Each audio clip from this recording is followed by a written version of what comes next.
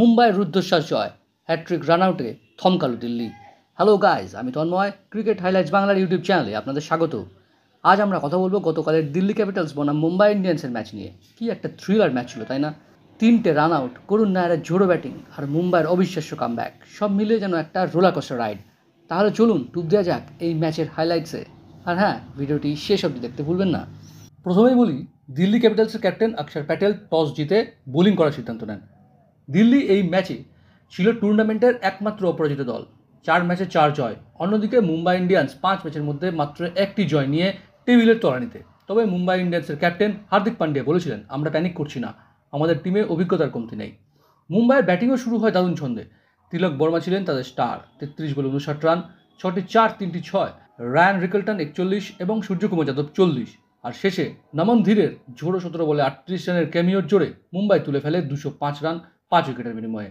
দিল্লি বোলারদের মধ্যে কুলদীপ যাদব ছিলেন সেরা, 4 ওভারে 23 রান দিয়ে 2 উইকেট। তবে মুম্বাইয়ের ব্যাটিংয়ের মোমেন্টাম তারা ধরে রাখতে পারেনি। 205 রান কি দিল্লির জন্য বড় টার্গেট ছিল, নাকি এই পিচে চেস করা সম্ভব ছিল? আপনারা কি মনে করেন কমেন্ট করে জানান। দিল্লির চেস করা শুরু হয় একটা বড় ধাক্কা দিয়ে। জেক ফ্রেজার ম্যাকগার্ক প্রথম বলেই আউট, কিন্তু এরপর করুণ নায়ার যেন আগুন ধরিয়ে দেন। 40 বলে 89 রান, 10টি 4, 5টি 6, যেন একটি ফেয়ার রিটেল কামব্যাক। 11 ওভারে দিল্লি ছিল 119 রান 1 উইকেটের বিনিময়ে, আর মনে হচ্ছিল ম্যাচটা যেন তাদের হাতের মুঠোয়। কিন্তু এরপরেই ম্যাচটা পাল্টে যায়। মিচেল স্যান্টনার করণ নায়ারকে আউট করেন 12তম ওভারে, আর কিছুক্ষণ পর বল চেঞ্জ হয়। নতুন বলটা বেশি গ্রিপ করছিল, আর দিল্লির ব্যাটাররা হঠাৎ চাপে পড়ে যায়।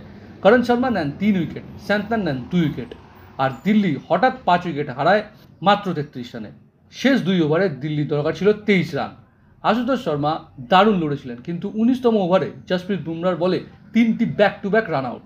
আশুতোষ, কুলদীপ যাদব এবং মোহিত শর্মা 3 জনই রান আউট হন। এমন টিম হ্যাট্রিক আইপিএলে খুব কম দেখা যায়। দিল্লি অল আউট হয়ে যায় 193 রানে, আর মুম্বাই জিতে যায় 12 রানে। ম্যাচের সেরা নির্বাচিত হন করণ শর্মা।